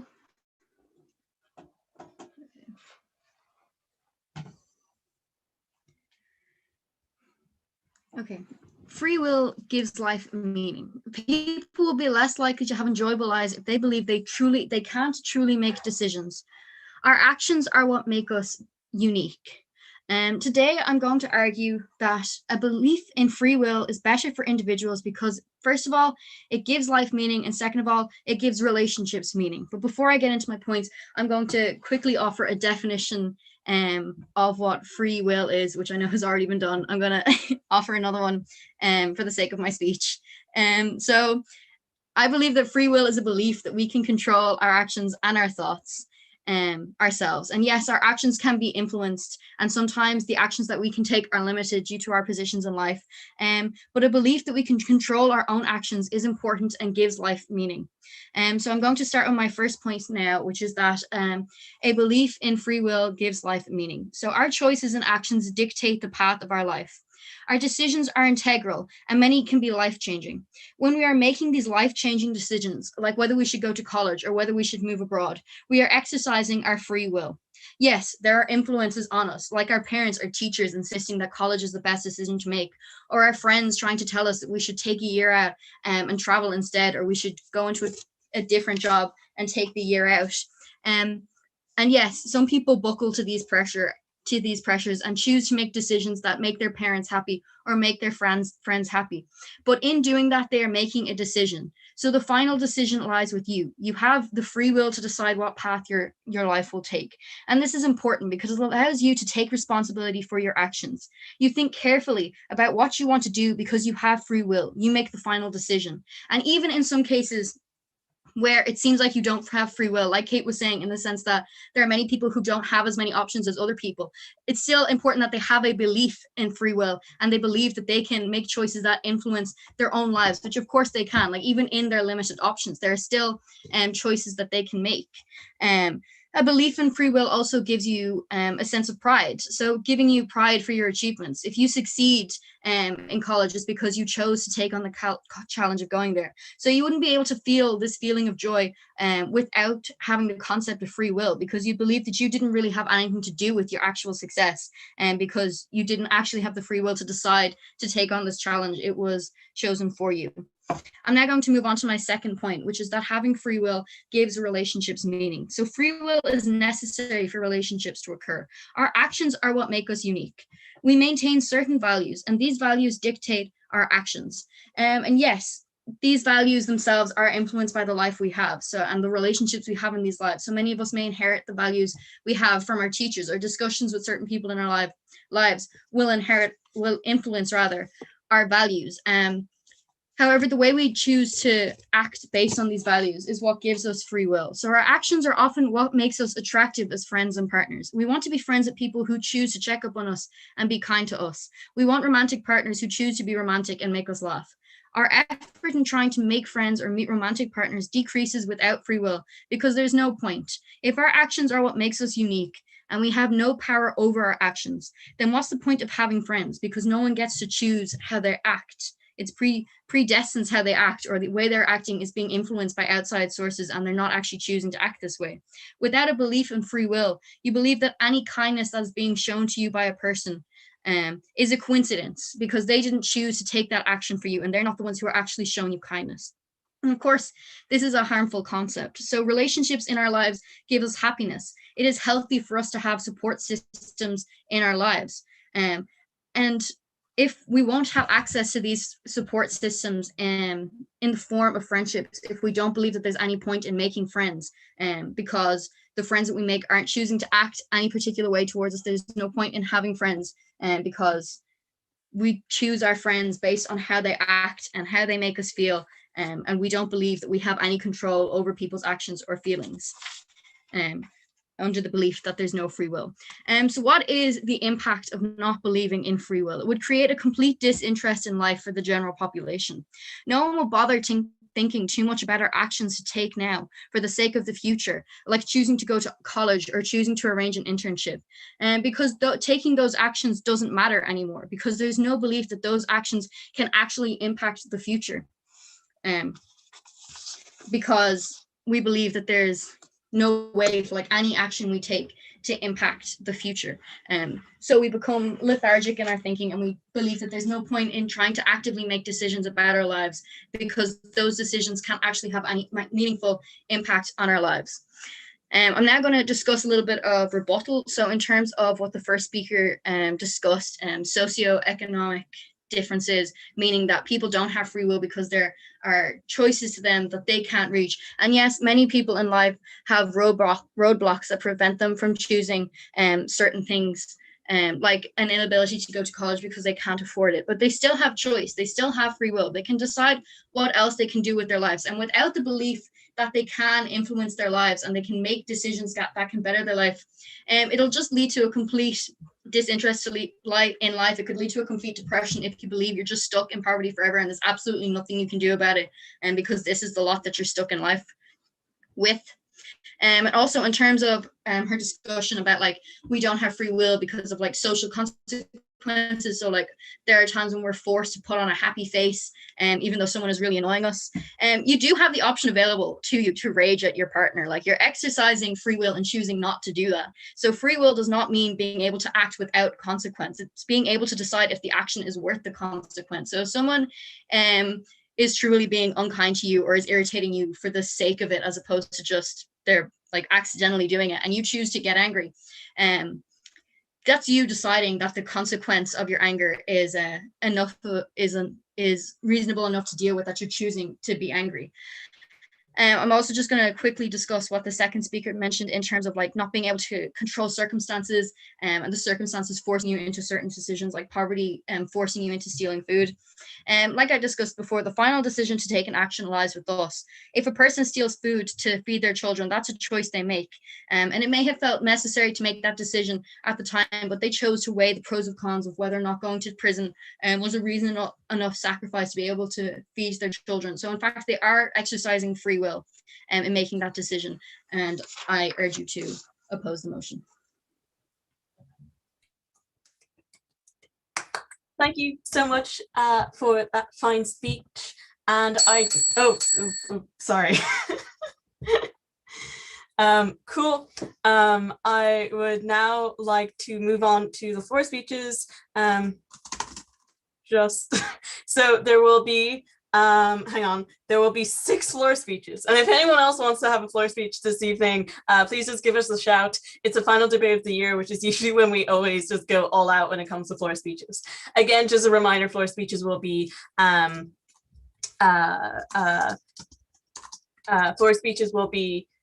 4 minutes in length. Okay, so the speakers for our floor speeches are, let me just get this, will be Seamus O'Neill, Ted Holligan, Iga Marcoule, Martha McKinney Perry, Ellis Wee, and then Jack Williams. I believe that is correct, right, Maggie? Yes. Yeah, I think Cool. that's Cool. Okay. Fabulous. So I would like to call on, I think everyone's now just joining the call. Do we have all the speakers? I think it's just Jack we're waiting for. oh, yeah, sorry. Excellent. Oh, wait, no, he hasn't joined yet. I thought he did. Oh, yes, we also have an additional op speech. So if someone wants to do a prop speech, wait, no, I just got an email for someone who wanted to do an op speech as well. It's chaos here tonight. But so we'll have an additional op speech from David Wolf. Maggie, you do the tech stuff and add him. Yeah, just to all the floor speeches, no pressure to use the full 4 minutes. This is the fun part of the last debate of the year, when you just have a ton of floor speeches. Okay, without further ado, I'd like to call upon Seamus O'Neill to propose the motion. Hi. Actually, since we do have an extra op speech, I'm gonna kind of be in between, so it's gonna be a little bit more neutral. So I'm gonna get right into it. So, Dr. Anderson has given us an excellent recap of what's basically the biological determinist argument and the physicist determinist argument for against free will. And he knows physics and neuroscience a lot better than I do, so I'm not going to challenge him on that. I'm sure there's more. We don't know that much about the brain.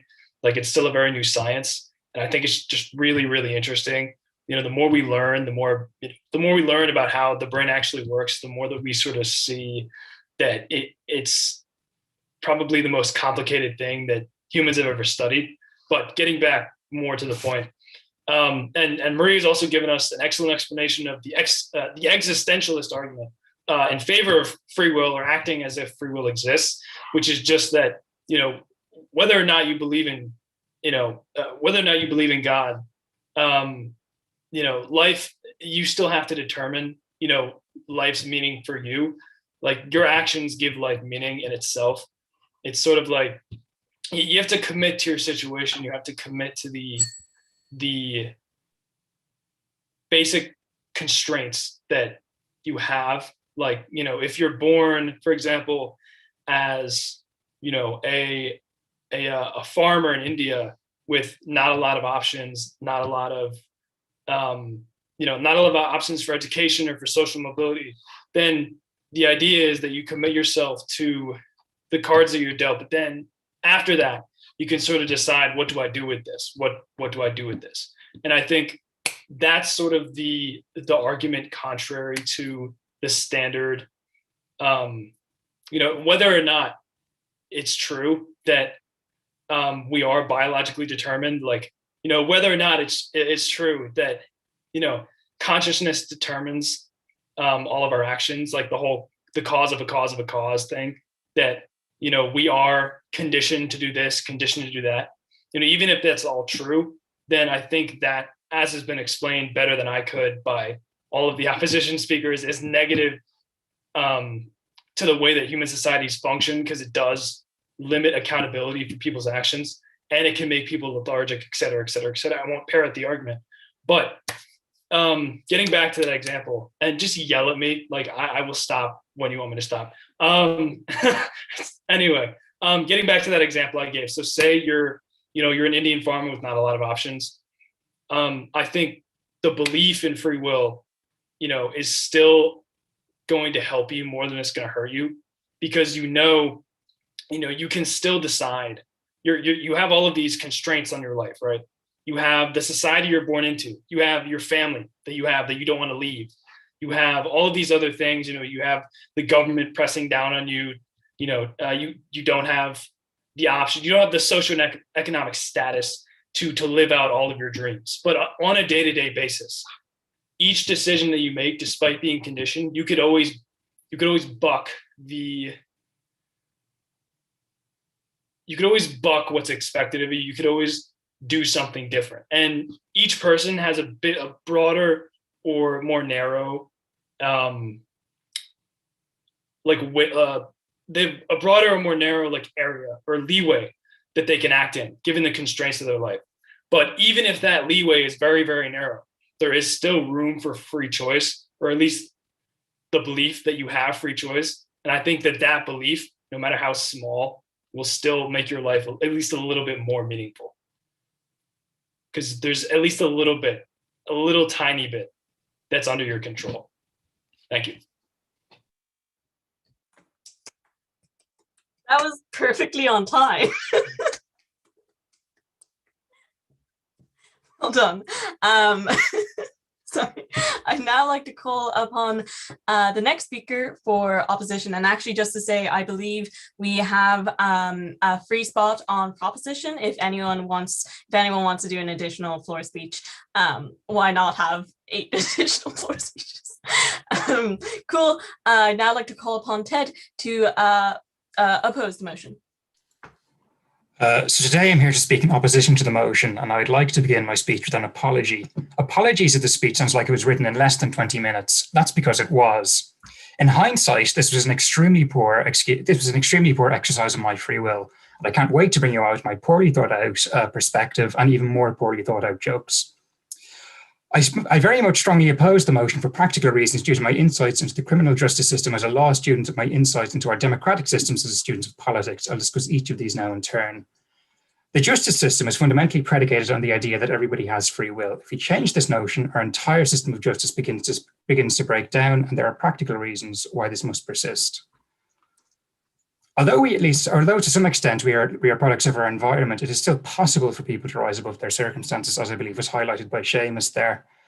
If we begin to assume that we're purely products of the environment and there's no room for individualism, by extension, free will will begin to play less and less a role, and this will lead to great injustices perpetrated on individuals. Let's say, for example, a person is robbed and the criminal is later caught. If we accept that the criminal has no agency in their crime due to them being a product of their environment, then this is clearly immoral then it is clearly immoral to punish such an individual. This would rob the individual who is robbed of justice and to deny them a proper recourse, which is also, I believe, a worse moral crime. This leads us to the conclusion that whether or not people are shaped by their environment, we must proceed as though free will exists regardless. Another practical example of this belief is the existence of free will comes to us in the form of elections. If you assume ourselves that people don't have free will, then democracy becomes meaningless. The institution is fundamentally predicated on the idea that free will in the similar light to our justice system. There'd be very little reason to argue why we should not be ruled autocratically if we did not have free will. Under a system where people do not have free will, people's rights become meaningless and they do not have agency. Our belief in free will is epistemically basic. We assume it comes from the givens of existence. As with most ethical questions of epistemology, the truth is unknowable. Due to this question being unknowable, the world we have constructed around is predicated on its existence anyway, and therefore it isn't suitable to reject free will. In conclusion, I definitely use that philosophical jargon incorrectly, and I'm not sure how I passed my political philosophy modules. John Rawls is the only philosopher worth reading, and this argument is probably wrong, and it is for this reason why I oppose the motion. Well done. We'd like to thank the speaker for their fine speech, and apologies. We have enough speeches, I believe, at this moment in time, because I believe we have now 8. We have a mini debate going on after the real debate, which is fantastic. We'd love to see that sort of engagement. Just to be clear, so the next speaker will be Iga. She's here, is she?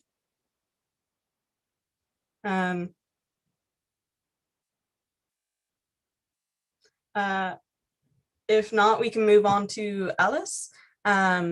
We'll just swap it around, but Alice will be the next proposition speaker.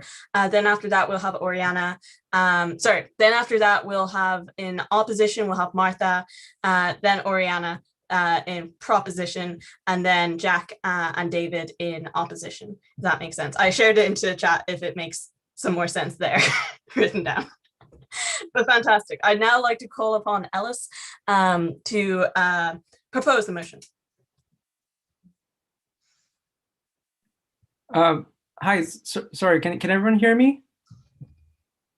That's great.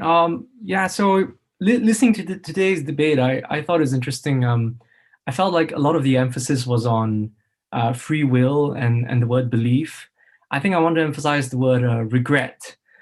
Regret is really like going on holiday and forgetting, or well, really just not bothering to book an accommodation, a hotel or hostel, getting pissed drunk on the beach all day and night, and then waking up, when the sun is up and fully bearing down on you, only to realize that you have Piers Morgan tattooed on your butt cheeks. So that's to me my definition of regret. And if we are, because it's something we do in debates, we define terms from the outset. But in speaking for the proposition, I would, highlight or agree with some of the things that has been mentioned. For far too long, free will has been used or abused to blame the disadvantaged for their own suffering. And things like being hardworking, these characteristics are correlated with our relationship to our parents, the sort of households we grew up in. And oftentimes our emotions are manipulated. Our personalities are analyzed by companies so as to figure out ways to push our buttons. And I agree with all that, but there's one particular point in which I would like to offer a different interpretation, something that was mentioned by the opposition, and that is this notion that the free will gives you a sense of meaning to the self and to your relationships. I think it's quite the opposite, really. I think it's only when we acknowledge that our will is constrained, that our choices are constrained, that despite the difficulties and the structural inequalities and the things that make life hard and bring about suffering, that despite these things, in our lived experiences of choosing each decision and in each circumstance, things that may be better for ourselves, I think that's where we can truly find meaning. I think that's where we can choose what is truly valuable and important over that which may be expedient or convenient or maybe easy. Yes, there are stumbling blocks in life, but this is precisely what makes life meaningful. And I'd like to reiterate once again this point of the constrained will. And yes, it is in democratic politics where even if we don't have free will, it is precisely the choice that we make as citizens within the constraints of life that we live in that I think is what makes politics and democracy a meaningful pursuit and endeavor for all of us. And so, would I regret the notion of free will like Piers Morgan being tattooed on my butt cheeks? Absolutely, because it is within the constrained life and the constrained will that we find meaning. Thank you.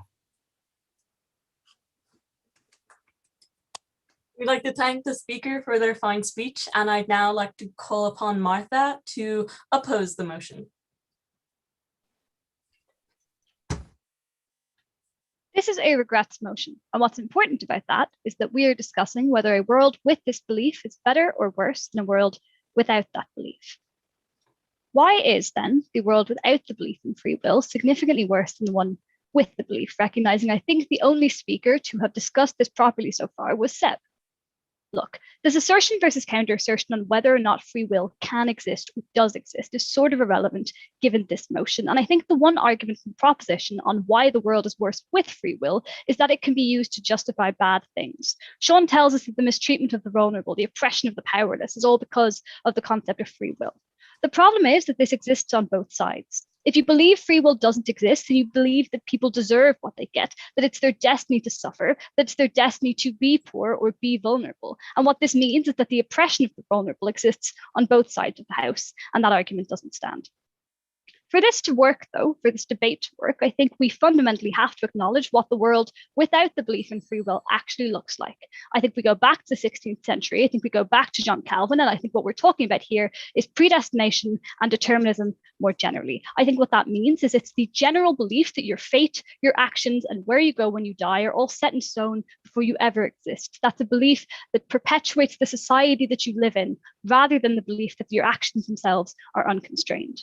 On the comparative, what does the world look like then if on net, everyone believes in predestination and determinism more broadly? Firstly, I think if you are religious, three things happen. I think firstly, you have a massive sense of superiority over every other person who is not religious, because I think you view yourself as one of God's chosen people who are destined to follow God, chosen to follow the right path, and chosen therefore to be destined for heaven, destined for the infinite benefit of all the good things that anything in the universe is able to offer for eternity once you die. I think secondly, then, you have a lack of empathy for others. I think this happens because you believe that God chose this for them, that if people are destined or are determined to suffer, are determined to be vulnerable or be in a bad situation, I think you massively otherize those people in a way that doesn't happen in the status quo. I think you believe fundamentally these are individuals who deserved what they got and who are bound by fate for what they got. And when you justify to yourself why determinism exists and why you are determined to have a good life and someone else is determined to have a bad life, you fundamentally believe that that is because they are a bad person. Thirdly, then, I think there is a lack of kindness, a lack of charity, and a lack of good actions towards other people. Because if you believe that the vulnerable are bound for eternal suffering and hell after they die, I think you believe then there's very little you can do to help them.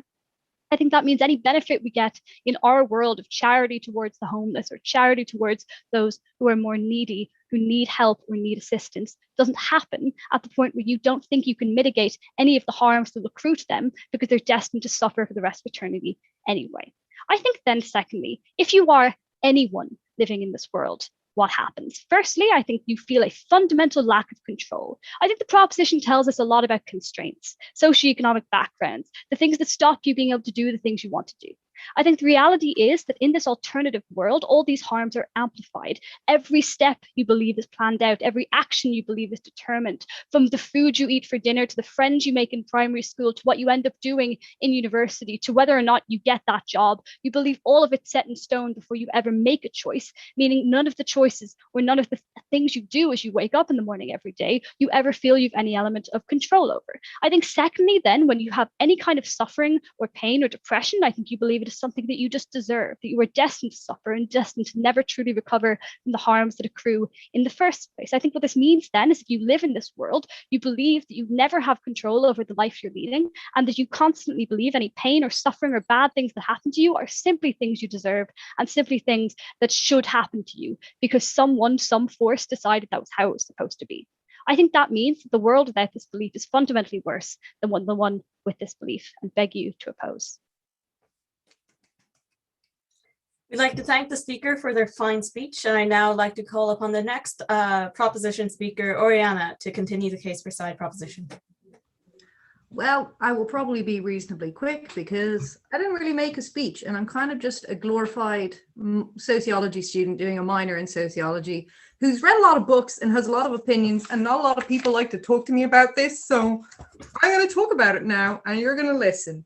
So I think it's really interesting because actually, as Dr. Peter, can't remember her surname, was saying, I don't have a lot of the political knowledge or the philosophical knowledge from a theoretical standpoint, but I do have 2 years of reasonable sociology experience. And I think I'd like to start from that point, because if we're going at this from a sociological social world, in which I think we can all agree we do live in a social world, we've got to take a look at this in a slightly different way. Because if we can all agree that we were all, when we're born, we're first put into an area of primary socialization in which we're talking to our family and we're seeing our wider relatives, our primary school, our Montessori, the TV shows you watch as a child. All of these things begin to create the kind of person we are. And then this creates a certain perception of the world we live in. So if we're to pull on the sociologist Pierre Bourdieu, you begin to learn and gain something called your habitus, which is where you acquire the certain skills and knowledge that you've acquired from the people around you who work in the same circles that you do, and you learn a certain way to present yourself to succeed in these worlds. This can also be pulled on by another sociologist called Irving Goffman, who suggests that one sort of puts up a front whenever they're talking to someone. So I would know that if I was talking to my wonderful friend Kate Henshaw, that I might start with some banging political conversation because that's what she's going to appreciate. But then to someone else, I'll do something entirely different because they're looking for an entirely different kind of interaction. So we learn to do these, so it's best to further ourselves in our social world. And this moves in both structuralist and functionalist worlds of sociological worlds. So both of these two entirely different schools of sociological thought can agree to this. So anyway, I will now try and move into another way. And also, Martha, I know you kindly pointed out how nobody's really targeted the regret thing. And you know what? I'm not going to do that because I'm not really debating. I'm just trying to give my opinions. I'm in a mood to.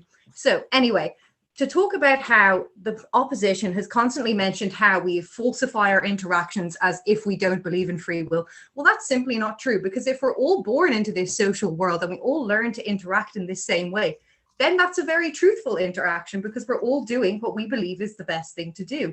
We're all acting a certain way, so it's best to further our existence to reap social rewards so we can continue to live a happy existence. As well as that, they've kind of put into it as well that we have no social mobility if we don't believe in free will. But that's entirely untrue, because social mobility theory does believe that you can improve your life and improve your existence without, having your own free will. And I think, and this brings me on to another point, because the opposition has constantly sort of put free will in the same thing as being a fully rational actor and having the full absolute knowledge of everything that's going on, which is simply untrue. Because if we go back to Bourdieu, we can understand that we only know from what we've gained within our small circle. So I only know from my experience in, like a Dublin private school or things like that. I don't have any knowledge about a working class background or something like that, because I've never been socialized in that. So I don't know how to interact in that world. And thus, if you're saying free will gives you the widest range of knowledge and choices because you can just pick on whatever to do, that's not true, because nobody in any socialized world has a full array of knowledge. And thus that simply cannot stand, as we're not all rational actors. And finally, because I'm probably running out of time and I don't want to take a lot more, I kind of just want to put it out there that I regret this, because a lot of the things said tonight kind of remind me of neoliberal tendencies, and I don't really like that. But anyway, I don't really have time to go into that. So thank you for listening to my ramblings. Much love. We'd like to thank the speaker for their fine ramblings, I guess. I'd now like to call upon Jack Williams to oppose the motion. Can you hear me? Cool. I think the argument that goes down the prop bench, all I think 7 speakers no, sorry, that's not correct math. 6 speakers at this stage, maybe 7. I can't really count at this moment. Is of systematic issues, systematic discrimination, and I think those issues do exist, and those things cannot be refuted. But I don't think they're the cause. And I think Martha correctly points that out, because they were built on self-interest, self-protection, and self-perpetuation. They were preserved because of corruption, clientelism, and discrimination along things like gendered lines or ethnic lines, because people in power, before they knew what philosophy was, before they knew what free will was, hundreds of years ago, decided to construct those systems in that way. The thing that did matter, though, was that when individuals identified that they had the free will in order to engage under those systems, doing things like engaging in things like local initiatives that meant they could help their community become better, even in the face of those issues that they faced. And secondly, in attempts at reforming that system, because they identified that even though they were not the cause of it, and even though those things were, when their construction were out of their hands, that they had the free will to reform it. And I think this is true, and I think we all see it every day. It's the rise of Black Lives Matter that actively calls out systematic abuses within the criminal justice system and calls out systematic discrimination of underrepresented individuals. I think it's the feminist movement that rose out of the fact that women specifically saying that they had the free will to reform those systems, because those systems put them in a position where those things couldn't exist. Before the existence and the belief in free will, those people were conditioned to believe that they had no choice in that system, and that was preordained. the belief in free will, the regretting of it necessarily is something you cannot stand over, because the regretting of it necessarily means you do not get the reform that has begun to happen. I think it necessarily means that those system critiques are more likely to happen, and we see them in our daily lives. But I think more than that, I think it meant that people were more able to do those things because they believed that there was a possibility of reforming. It meant you got things like overthrowing of monarchies in medieval ages, overthrowing in spirit of democratization all around the world, because people identified that the systems that had put them in place were not legitimate, that they themselves had the capacity to change them. And when you remove the belief in free will, you do not want to, you cannot fight against those systems, because even if you wanted to, you believe the outcomes would never occur. You believe that anything that exists is preordained and those things are beyond reform. But even if free will didn't exist, and even if it's true that it doesn't exist, it does not matter in this debate, because it's about whether you believe that you had the free will to change those systems, to engage in those systems, and therefore help the standing which you engage. Because I do agree, those systems are, to be blunt, fucked up, and I do think they need to change. But this was one of the unique ways in which it was able to change, and in which you were able to see a tide of reform within society. Even if it isn't perfect, it is trending to be better and has improved significantly in the last few years. For all of those reasons, oppose. We'd like to thank the speaker for their fine speech, and I'd now like to call upon Ellen to propose the motion. There we go. Hi everyone, I'm going to set up my timer. I probably won't speak for 4 minutes because I know I speak in 5 minutes though. So, timer. Sorry, I have knitting beside me. 4 minutes of you knitting. Yeah. I would really respect all of you exercising your free will and turning the camera, I just in the Zoom call if I did that. Right. Starting my timer now. I think what I'm going to do is draw on what Elias was talking about, the idea of constrained will, because I really like that. I thought it was a really interesting idea, and I think it speaks to kind of the issues that we've seen in this debate of having like this absolute dichotomy between complete free will, where you do whatever you want, you can like stick it to the system, whatever, and this complete and total constraint and having no free will whatsoever. I think, I think when we're talking about this motion, I think it's important to consider nuance, because that's the thing that we actually liked in society. I don't think we should be basing our arguments about absolutes. I think especially in the context of talking about free will and actors making decisions, I think it's important to understand the totality of the decisions being made. And I think that's really important in this context, because to draw on Jack's point, I don't think you necessarily lose social movements by abandoning your belief in free will. I think if you incorporate the idea that people are operating under constraints and that their decisions are necessarily influenced by the societal context in which they live, I think you get social movements with a much keener and much more nuanced understanding of the society in which they're operating, and a much more nuanced understanding of the institutions that they are seeking to change. Because I think, if you have this belief in total free will, you look at the institutions and you look at the people within them and you say, oh, they are operating out of their own self-interest all of the time.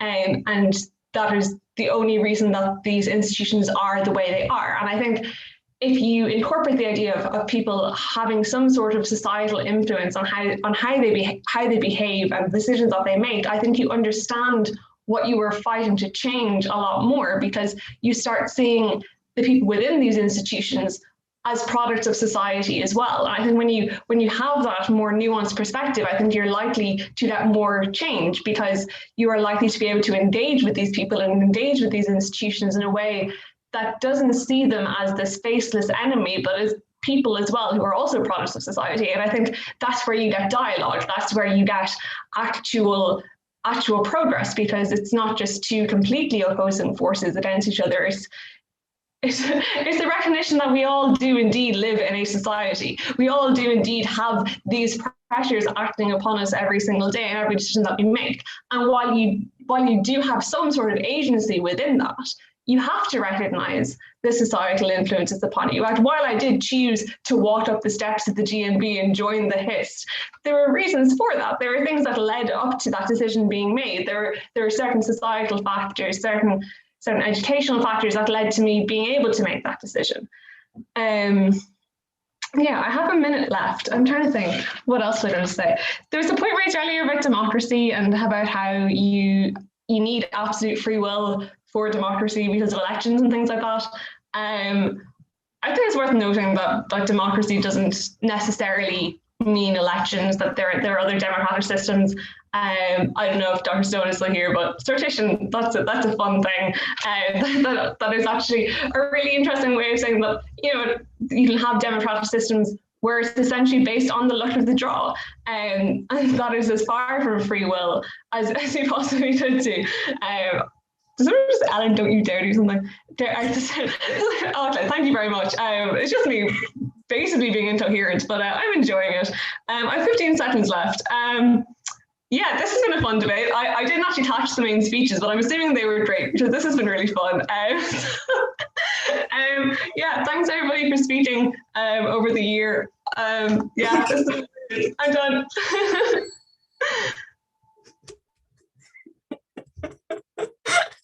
We'd like to thank the speaker for their fine speech.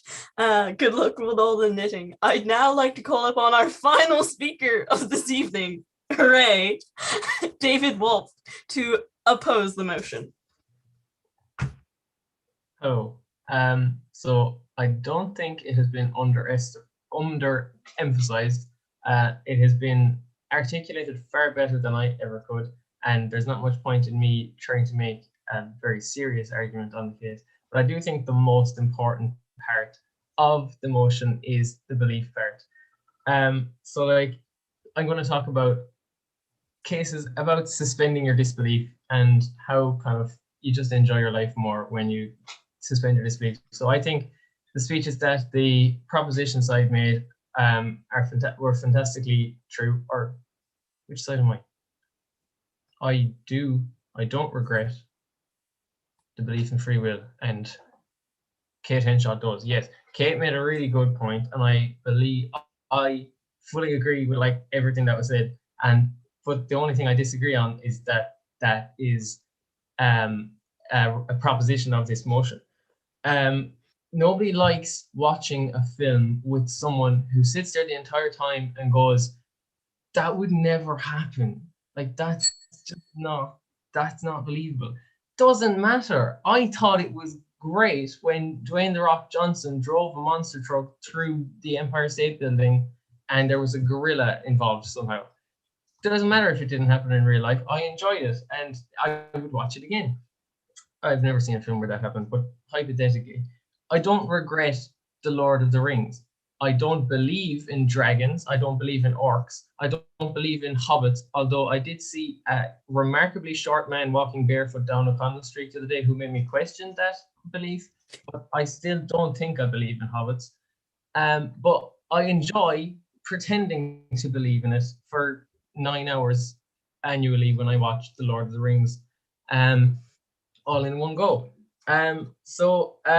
Just one other thing I wanted to mention was Dr. Anderson mentioned in a very physics-based analysis of free will that Einstein believed we had no free will. The future has already happened. The past exists at the same point in the future. I don't study anything even remotely near to that, but I have heard it freaks me out every day, theory by Stephen Hawking, in which every time you make a decision, a new universe is created. And that freaks me out so much. Like, there's like a separate universe for me taking a different amount of time, like in milliseconds between those finger snaps.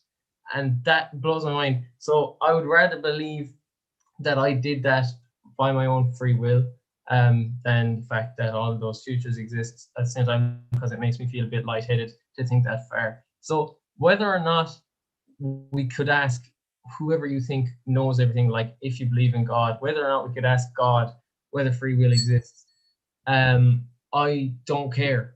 I would rather believe it does, because it makes me feel less lightheaded, and I can enjoy The Lord of the Rings on New Year's Eve once a year more than if I didn't. So thank you very much for listening to me, and I enjoyed very much listening to all of you, and good night. We'd like to thank the speaker for their fine speech, and just every speaker for this entire debate, and then an extra debate on top of it. I think it's a record for the society, to be honest. I'd now like to put the motion to the House. All those in favor of the motion, please say aye. All those against, please say nay. So you should see the poll up on your screen. Please fill it out. We'll give you about like 30 seconds to make your decision. During that time, I guess I'm going to plug the events of the society, because why not? Shockingly, there's not actually that much to plug, except for basically the end of the year. So the end of our session is coming up. Nominations closed this evening. You can still nominate yourself if you want to by emailing recsec@thehist.com and just emailing the nominate, like what position you want to nominate yourself for, and also speak requirements. So if you want to run for MC, that's one speak. For SMC, that's another one speak. Basically, all that information is on our website, so you can check it out, or on our Facebook page. We will be having our election Monday, I believe, and we will be publicizing our franchise list over the next few days. More information on that will be on our Facebook page. There's an electoral subcommittee which is responsible for all of this, so I don't want to be publicizing too much, but there will be hustings, there will be an election, and then what's lovely is that we will have an AGM next Wednesday. Now, unlike other society AGMs, basically our AGM, there's no actual election. We just there's no actual election. We just basically give like thank you speeches, and we basically, anyone who's graduating, who's involved in the Hist, gives like goodbye speeches, and it's a really lovely like event to basically like call off the year, and there will be like a slideshow of all the best memes and other fun stuff. I am really getting hyped for it. So that will be next Wednesday, the AGM. And yes, and just keep an eye on our Facebook pages for and our website for basically information on the website, or information on the elections. Yes, so with that,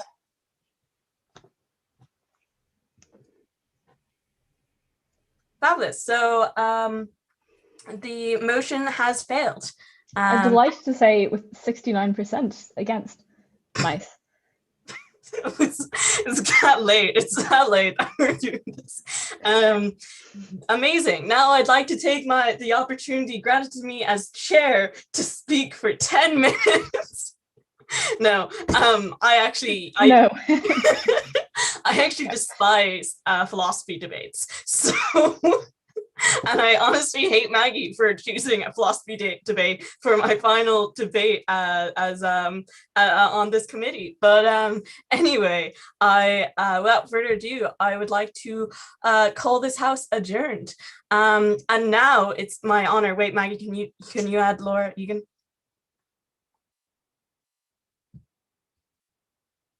Suspense. What we're going to be doing now is entering into private business again. So, and then we will formally close nominations and then read out the list of nominees. So without further ado, I'd like to call upon Laura Egan to chair private business. I call this House to order, and I call upon the Record Secretary to close nominations for the general election of the 252nd Committee.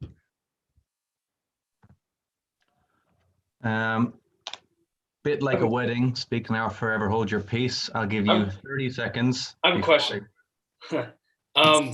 So is it unstandard? Because would it be unstandard to be MC in both the Phil and the Hist? Because I feel like that might be a conflict of interest. It's unfortunately not allowed to do this due to the laws. I believe. Okay. Yeah. To clarify, isn't it you can run for both, but not actually be on committee for both? You can run for both. And you could, in theory, get elected to both, but you would have to resign from one of them. So that's okay. I'll still give you 30 seconds if you want to either DM me right now on Zoom that you want to run for something, what you want to run for, or just shout it. I believe there's a function on Zoom to raise your hand if you'd like to raise your hand, and we can add you to the panel. 30 seconds on the clock. Is Laura Green going to do a last minute? I'm going to run for auditor. If anyone's wondering, Laura Green always nominates herself at the very last minute.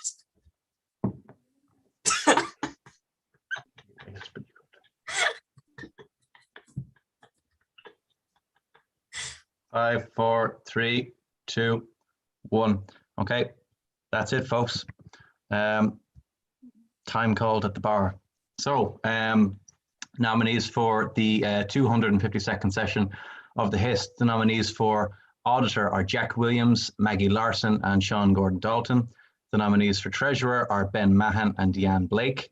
The nominees for correspondence secretary are Eva O'Byrne and Alvin Noonan. The nominee for record secretary is Matthew Charlton. The nominee for librarian is Marie Bishop. The nominee for censor is Daniela Williams. The nominee for debates convener is Sebastian Dunn-Fulmer.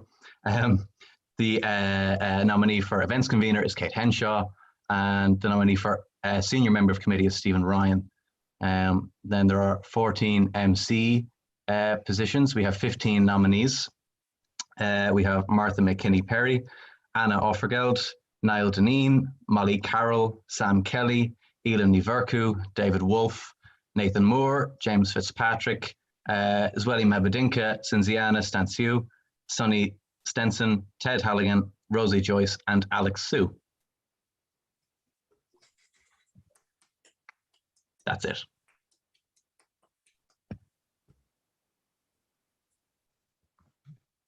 Perfect. In that case, I call this house adjourned.